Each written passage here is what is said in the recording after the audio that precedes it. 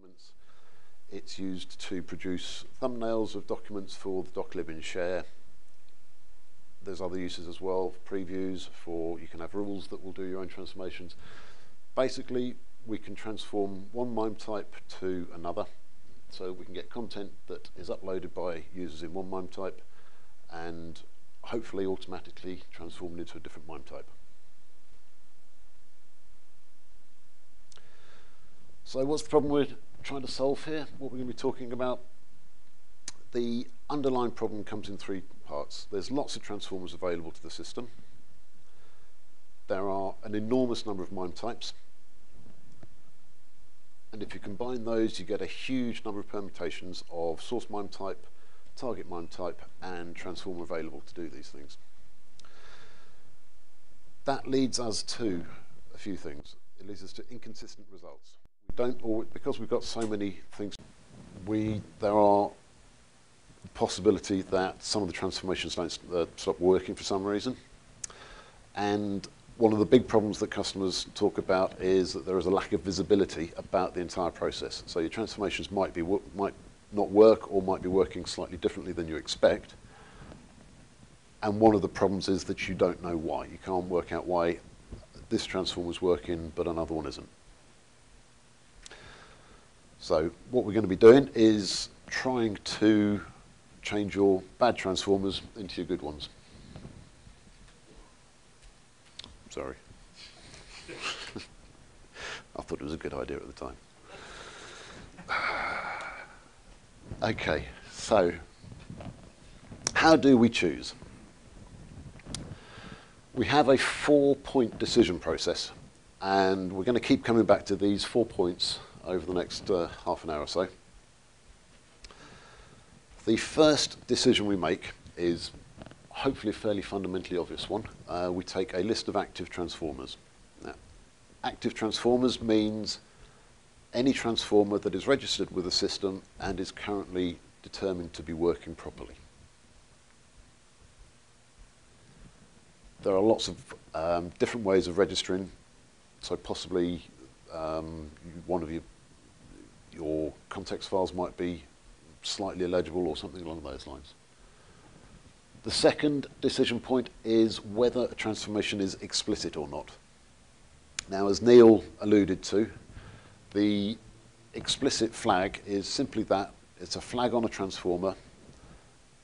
A transformer will say, I am explicit for a specific MIME type to MIME type transformation. All it is saying by doing that is saying, I'm good at this, pick me. It's like it's got its hand up in class. It's saying, I'm explicit. The third decision point is whether there are any limits applied to that transformer. The limits are all configurable. You can say, I don't want to transform anything that's bigger than a certain amount of bytes. And then the fourth one, which is the one which really brings us back to the non-deterministic side of it, is the speed of the transformers. We keep a list of the average speed of all the transformers over the lifetime of the server. And this is one of the main uses of it. We use it to determine which transformer we're going to choose for the next transformation. So bear those in mind. We're going to keep coming back to them, and hopefully they'll all make sense soon.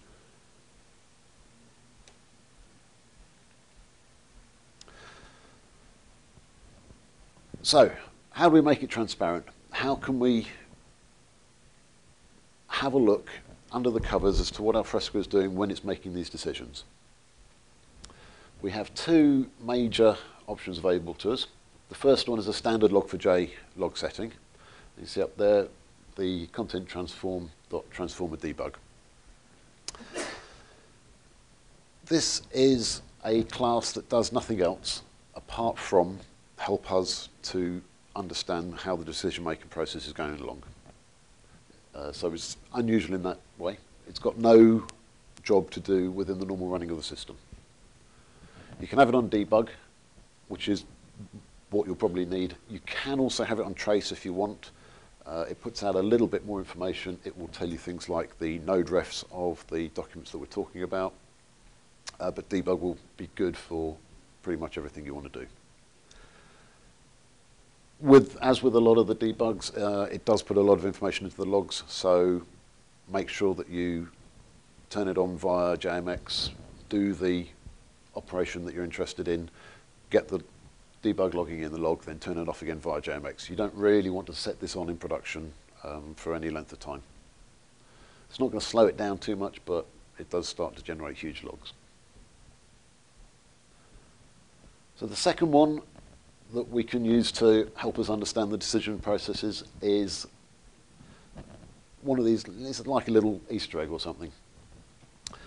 If you upload a file called exactly debug transformers.txt with that capital T, and if the file is exactly 18 bytes long, and, which I haven't put on here, if that file then gets transformed from text to a thumbnail, from text to PNG, we will output into the log two very large lists. So the first list is a list of all the transformers available to the system, and for each transformer, every transformation that it can handle. So every source to target MIME type that it knows about that it can do. The second list is exactly the same information, but ordered via MIME type. So you will have a list of all the available MIME type to MIME type transformations, and for each transformation, you will have a list of all the transformers that can do that transformation. So it's the same information, output twice. These are very big lists. So the caveat about not wanting to do it on your production system that we have for the debug counts double for this one. You really do want, one other thing I forgot, sorry. You also have to have the debug turned on for the log4j. So you've got 4 prerequisites. You've got to have the debug, you've got to have the exactly named file, it's got to be exactly 18 bytes, and you've got to make it, the system has to transform it from text to PNG. So again, turn on your debug logging through JMX, upload the file. The easiest way of doing it is into share, so that automatically a doclib thumbnail will try and get generated, and then turn off the JMX and then delete this file as well. Sorry, turn off the debug file JMX and then delete this file, because if you get somebody just idly browsing the repo and they happen to go into this directory where this file is, and share tries to create another thumbnail, you're going to get the lists again in the logs.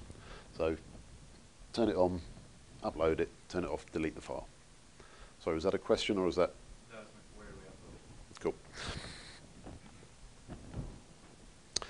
So what I'm going to do now, we're going to go through as a way of understanding the decisions that we're making, we're going to go through a couple of outputs from these two. So you'll see what we see in the logs, and hopefully you'll be able to, we'll show you how you can interpret what you see in the logs.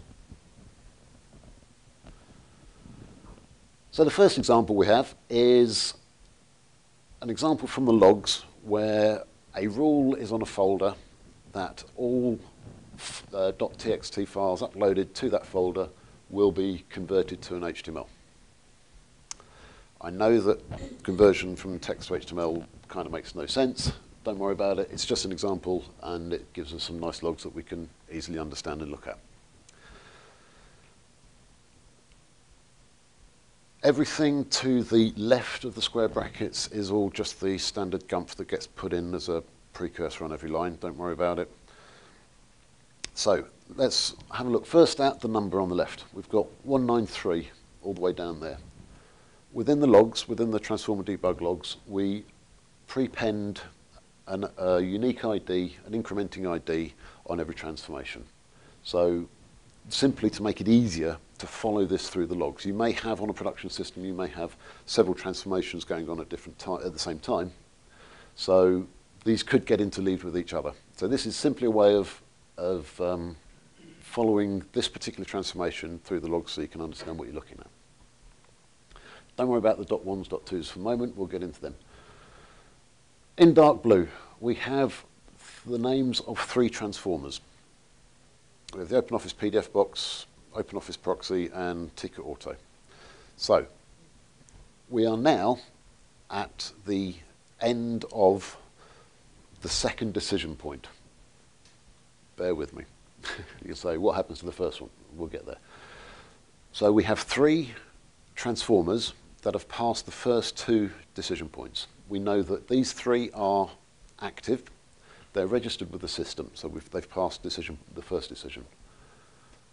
We also know that they are either all explicit or they are all non-explicit, which is the second decision. So how do we know that? When we create these lists, when we create this list of 3 transformers, if there are any explicit transformers, if there are any transformers that say, I can do this transformation well, then the whole list will be made up only of explicit transformers. If there are no explicit transformers, the whole list will be made up of non-explicit transformers. So every time we get to here, that list, everything will either be explicit or everything will be non-explicit. You can't actually tell from here which one it is. We'll find out how we can tell that in a minute. So we've already, with just one simple debug log line, we've already got past the first 2 stages of this decision process. So we should be already halfway there. Some more interesting things to note. We have in orange at the top there on the A line, we've got less than 5 meg.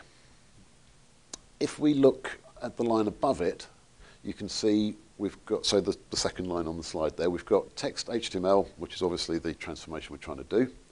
We've got 24.txt, which is the name of the file we've just uploaded. We've got 5 bytes. Okay, now obviously this is the size of the file we've just uploaded.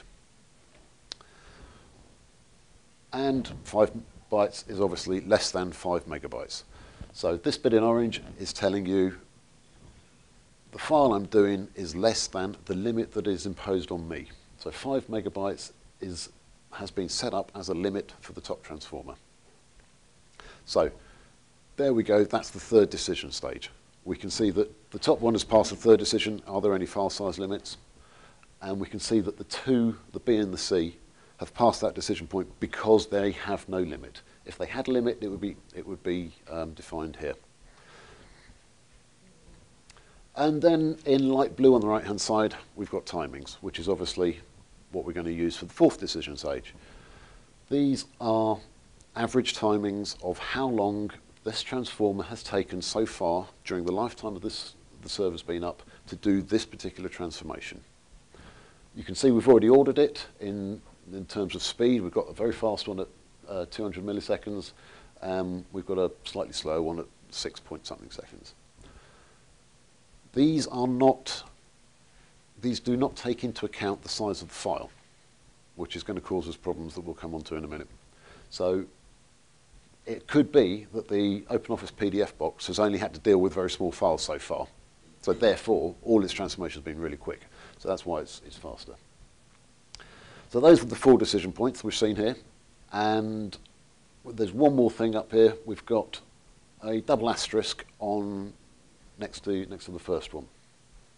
So the double asterisk means this is the transformer that Alfresco has chosen that it's going to try and use for this transformation.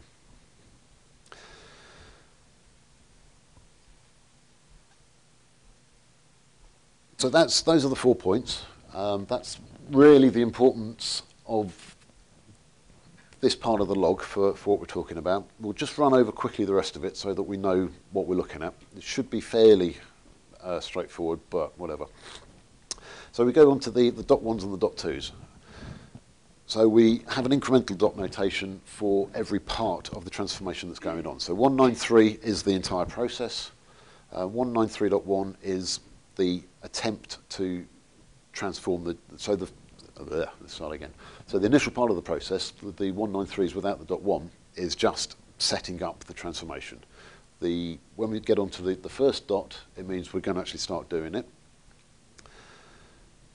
The one we're using is a PDF box. It's a complex transformer. Complex just means that it's going to use more than one transformation to do the entire job. And in this case, the whole transformation gets split up into 2 parts. The dot 1.1 is the first part, and the dot 1.2 is the second part. So we've got a text to HTML, And then we've got a, no, that's wrong, I apologise. First we've got a text to PDF. So the OpenOffice PDF box, as the name suggests, takes the text document, transforms it to a PDF, then takes the PDF and transforms it to an HTML. You might think this is a crazy way of doing it. As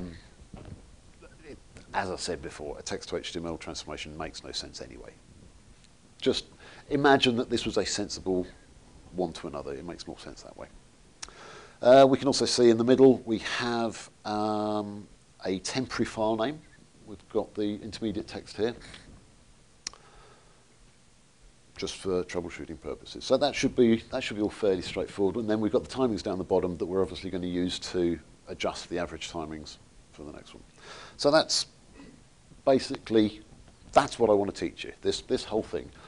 Turn on the debug, get this debug out so that you can then understand why the system's doing what it's doing, even if it's not doing exactly what you want it to do.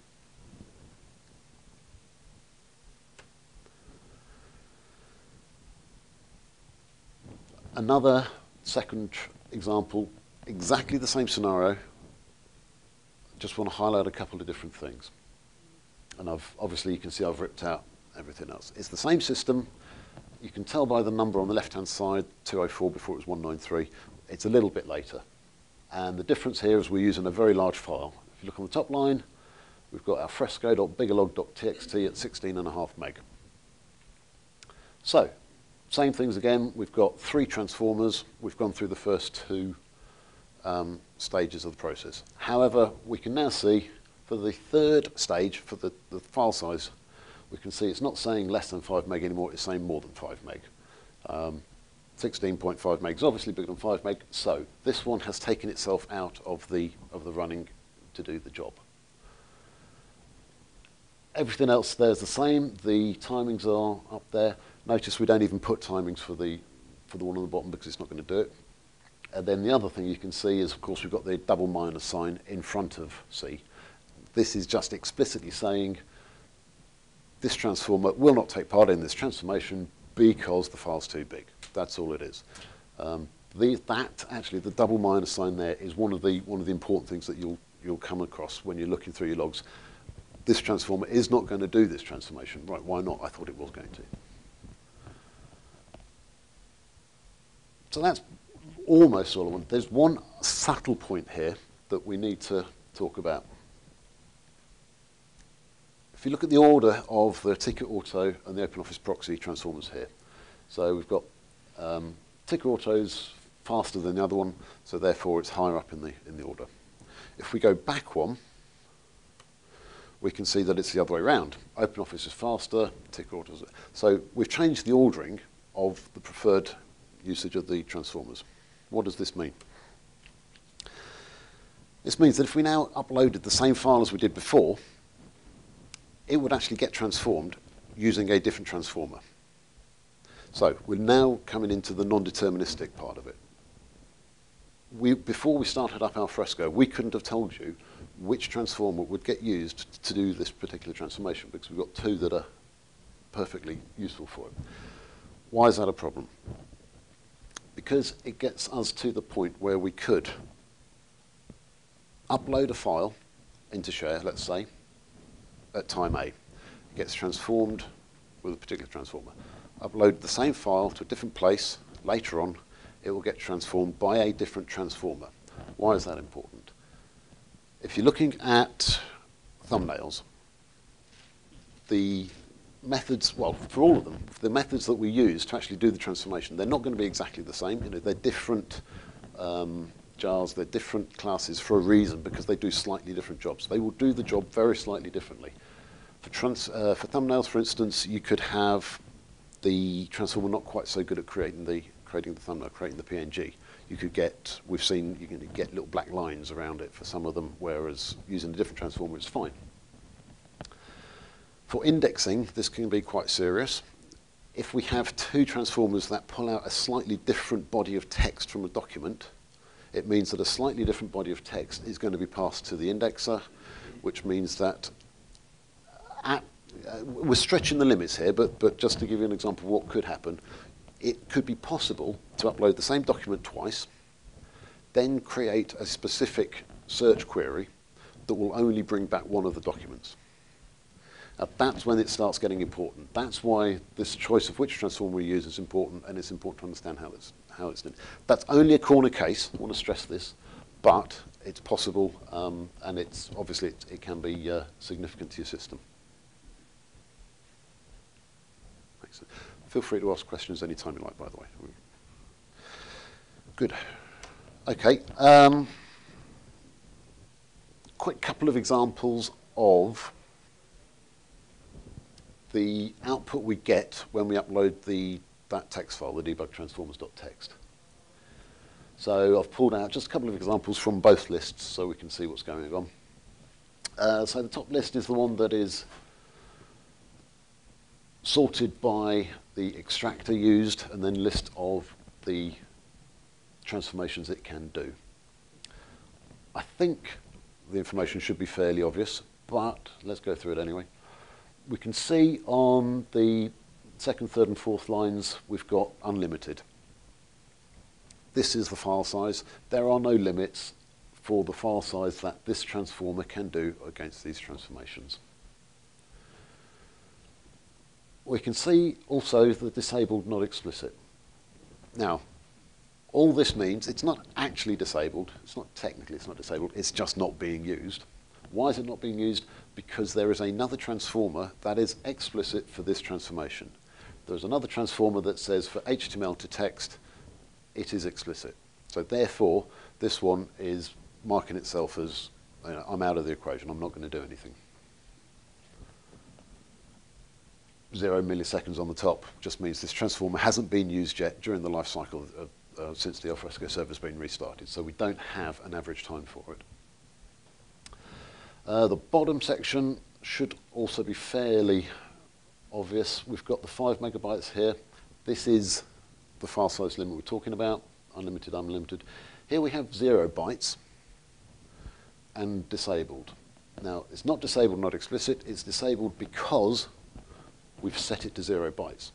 So you can set as a property that the maximum file size that this one will do is a 0-byte file. Obviously, you're not going to get a 0-byte file.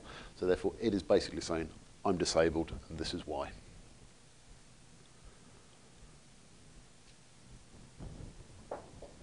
Bonsai.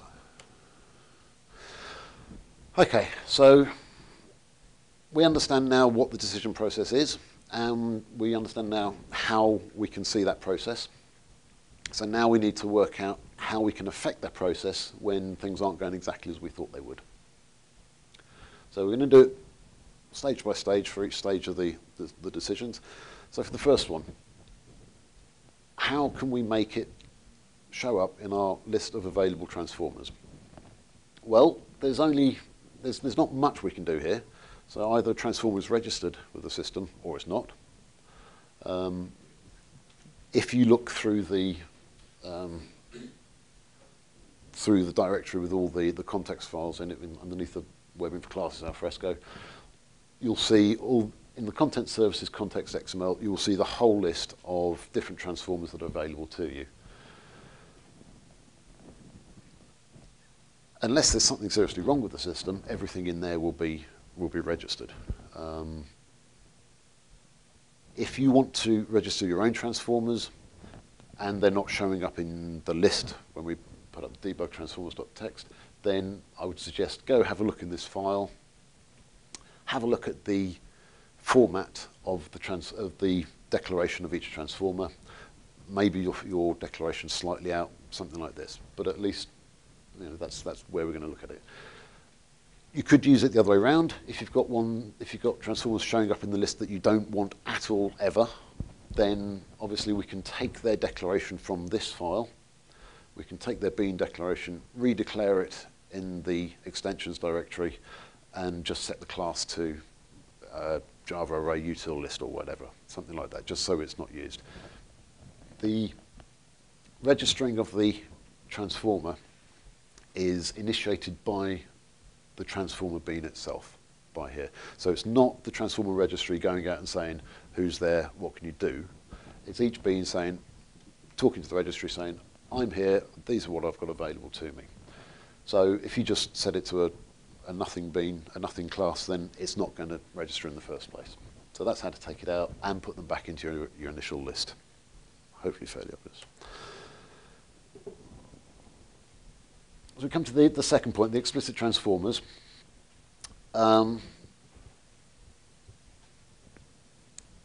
This is a typical way that we can set a transformer to be explicit for a specific MIME type. This is all still in the Content Services XML. There are examples in there of how this happens. Go and have a look at them just to make sure. So if we want to make a transformer explicit for a certain transformation, then all we need to do is put in this section, this property name explicit transformation section, into its declaration wherever we're declaring it. If it's a standard out-of-the-box one, I would suggest you just redeclare the bean in the extensions directory and add this. So copy and paste, but add this one to it as well.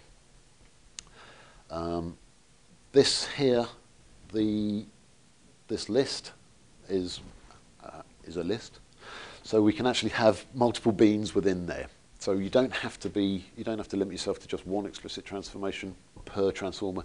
You can put in multiple beans in that one, and it'll register itself as explicit for a whole range, whatever you say. Obviously, the other way around, if we've got a transformer that is currently explicit and we don't want it to be, we can simply take this out. Bosh, done. No problem with doing that. That's just a quick pull out from the list, so you can see that we've got 1, 2, 3 that are disabled because there's one that is enabled as explicit. That's all this. So this is what we're changing. There is another way we can change it. Some people prefer this. The guy who wrote most of what I'm telling you about actually says this is a better way of doing it. I think it really depends on how you want to use your system. We can say that a particular transformer has a list of supported transformations. Now, usually when a transformer registers itself with the transformer registry, it has a Java method that says one of my supported transformations. We can override that within the configuration by saying these are the supported transformations, and this is a limiting list. So anything that is not in this list, if the list exists, anything not in the list will not be available through this transformer. So one thing we can do here, for instance, is if we have a transformer that is marking itself as explicit for something, we could actually stick in a supported transformation section by redeclaring the bean and not put that transformation in this list. Swings and roundabouts, which way do you want to do it? A lot of the questions that we get as support are, how can I make sure that this is the transformer doing a particular job, or how can I make sure that this transformer is never going to do a particular job? Two ways of doing it, really. Take your pick. We can do anything.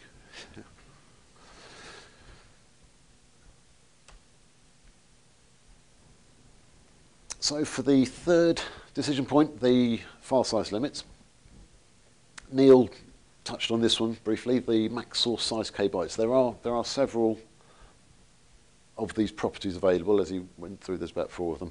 This is the only one that will actually affect whether or not it actually appears through our decision process. The full name of the property we've got here, content.transformer.pdfbox.textpdf.max source size kbytes.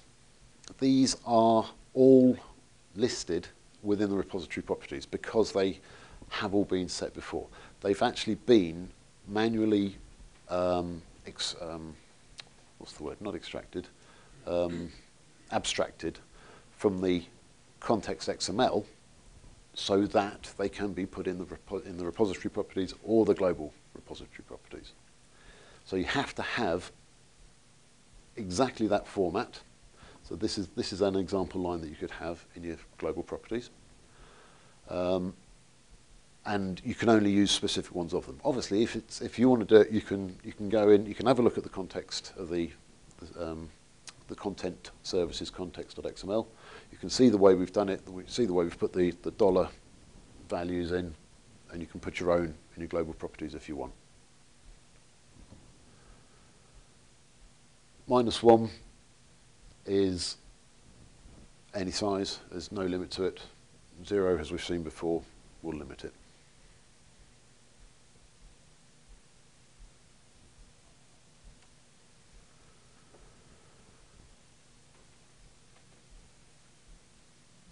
For the final one, we've got some new properties. These are dynamic properties. They are not, as in the previous slide, they are not explicitly set anywhere. So if you, one second, let's get onto that in a second because I've just, something I've forgotten. No, all right. Okay, so this goes back to the average speed that we maintain throughout the life of the server. If you have one transformer doing a job on a particularly large file that's hard to transform, it will take a long time. That will push its average speed up, and so therefore it'll put it to the back of the queue for the next time that transformation is needed. Fine. We can preload that average time on server startup just by putting in a few different properties within the global properties file.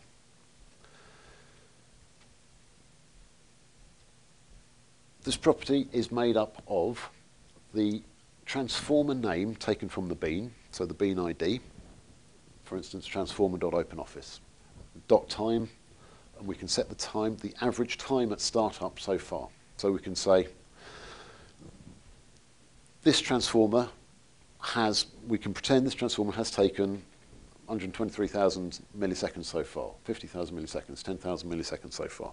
So therefore, it'll automatically get put to the back of the list, even on server startup. If the .time property is set, then we can also set a .count property. Why?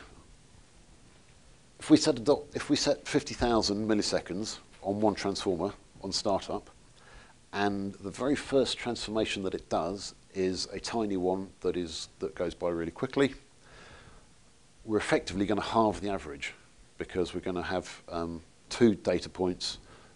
So we're going to have 50,001 milliseconds over 2 data points. So the average is going to drop by half, which makes it kind of pointless putting the time in there in the first place. So the .count is simply a preloading of pretending how many data points we've already had.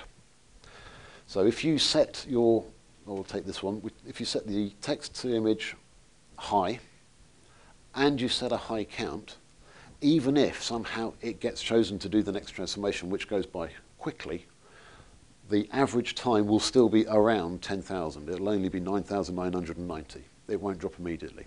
So in this way, we can extend the how long these are actually relevant for.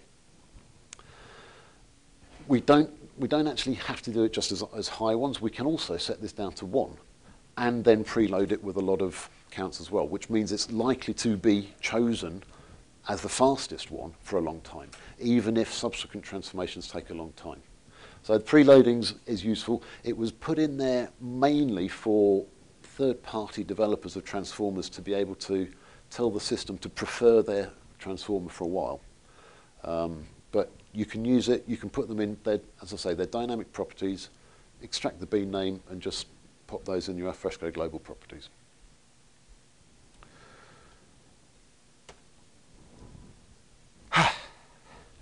I've finished talking. Have we got any questions? My word, stunned you all into silence. We have a question, sir.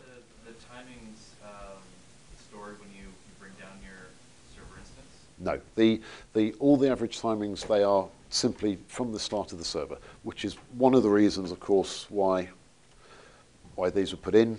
so that you can, in effect, keep them until the next startup.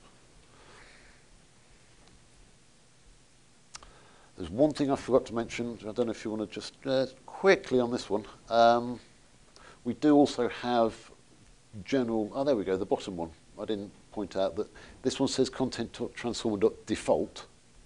So we can actually turn all, we can limit all the transformations for content to a specific size.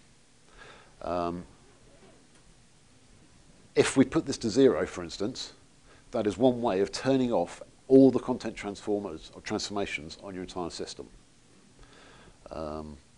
Normally, by default, those are set to -1. I say all the transformations. These, as they are explicitly set, will override this. So this will change the value for everything that is not otherwise explicitly set. And because we do actually explicitly set those, they'll override it. Yeah, so I honestly really have finished it now. So thank you very much for listening, and enjoy your next day and a half.